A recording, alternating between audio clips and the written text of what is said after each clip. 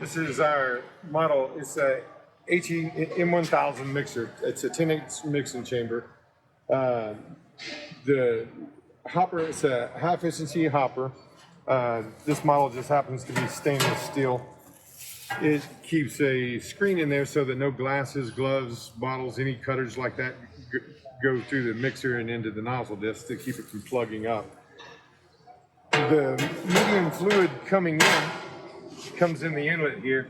It should be coming in at 42 psi at 400 gallons a minute. That gives us the fluid transfer that we need to run the AquaShear on the other end. As the fluid comes through, there's two polyurethane. There's a polyurethane venturi and a polyurethane nozzle disc, a jet nozzle, that we use the orifice to control our flow. That way we don't flood or anything like that. So we'll size the jet nozzle orifice to match the flow of the fluid on the rig. As it comes through the eductor into the mixing chamber, it divides the fluid into two streams. There's two 10-inch mixing discs that have 8 holes. They actually converge and make what I would call a vortex.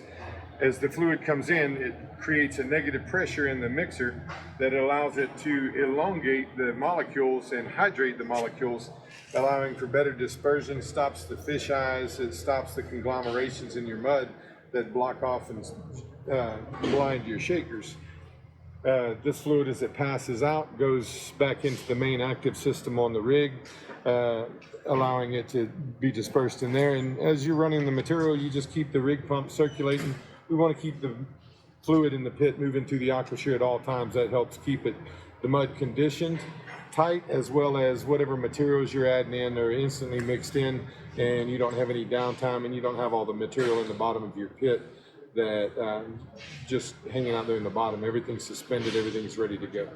So on the AquaShear technology, there's several benefits there. One, you should reduce your material cost of all your dry products that you're adding to your mud. 20+% on the materials. That's the material I was talking about that doesn't get lost to the shakers or just settle out in the bottoms of the pit.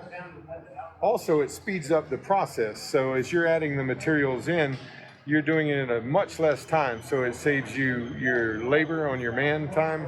It also saves you your production time, the ability to move the fluids. So as you take your rig cost into consideration every little bit as you move down the line,